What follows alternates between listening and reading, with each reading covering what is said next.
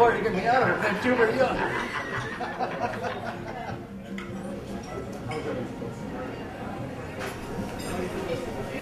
Aloha, and welcome to the Surfing Show. Tonight's special is a lightly brushed pipe line featuring curls and deep channel. A semi-glazed fish with tight rails and a triple stringer. Roasted fin with a blended down rail. And a plank of brajol seared with marinated rocker. Now put on your baggies and wax your longboards because you're about to be served a unique blend of taste and culture like you have never experienced. This is the deal.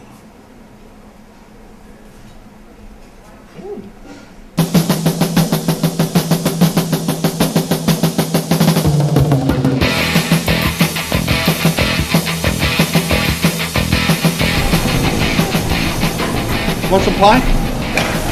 Not apple, pizza.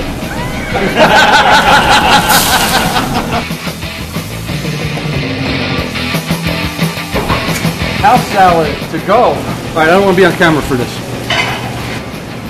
Dressing on the side. What is this? Fazoli? Where's the drive-up window? Thanks for not taking that. I started surfing when I was a kid. I think at 10, 11 years old down in Florida. My dad rented a surfboard for me so I could try it, and that started the whole thing. And ever since then I've surfed, and the whole idea of surfing, being out, nature, in the ocean, seeing the sun come up, being at one with nature, sounds kind of corny but it isn't, is what I like about it. Board-wise, I like to ride a longboard occasionally. Primarily fish, some of these retro boards that are out now. Oh, this is a great shop. Isn't it? No, it's not. Oh, yeah. It's not like one of those big clothing stores with like 5 or 6 surfboards. It's like the right mix of like good. And the surfboards are for decorations. Yeah, right. And these are like to buy and to ride. This is like some of the best eye candy anywhere around. Kind of figure, well, we're going to ride a fish or your daily ride or whatever you're doing, that what you're comfortable riding with or what I'm comfortable riding with. But if it starts to get a little bit bigger, we get some offshore wind on it. I like to ride a board with a pulled nose, a little more gunny shaped. You can get into the waves a lot earlier, a lot easier with the west wind blowing. So, kind of look at the conditions, kind of guess, probably put 2 or 3 boards in the back of the car, and hope for the best when you get there. My dad was in the restaurant business with his brother for 47, 48 years on a fine dining establishment in New York, New Jersey. So I grew up around the business. I got 2 New Yorks. Another great influence on me, besides my dad and my uncle, was my mother-in-law as far as learning the Italian side of cooking.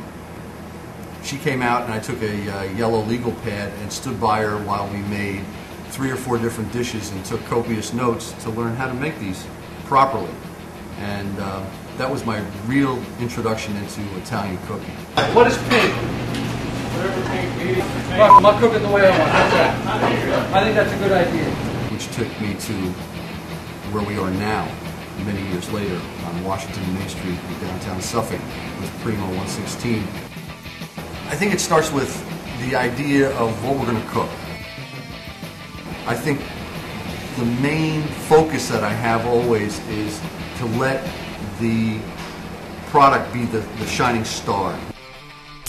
This is the real deal. We want that to be in the forefront, and we want all the other flavors to build and enhance that. So that's why we always buy the best, the freshest of anything. How do you keep it? I don't know. That's why I said, and I picked this for a location, What's up with that? What the heck is a pig? Why did I do this? It's crazy. But it is. It's gratifying. I don't really know originally why I picked this for a living, but I found out why I picked it.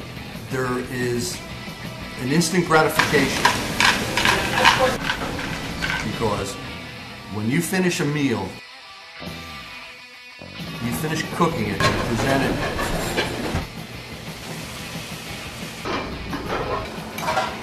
and it goes out into the dining room, you know right then and there when you go see that guest Food is fabulous. Everything good? It is. Oh, you guys fabulous. Good. I'm great you're enjoying it. and say, this is the deal, and he looks at you and he goes, yeah, it is. Or they say, I mean, it's good. You know you didn't do it. You didn't do it right.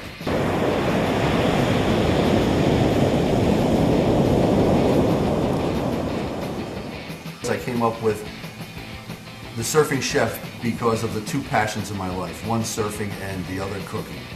And here's your pink steak, the one I just set down.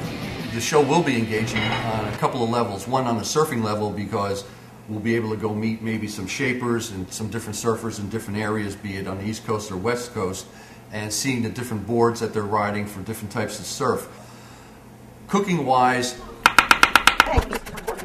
we can go to different areas of the country, again, and cook with the freshest ingredients, the local ingredients.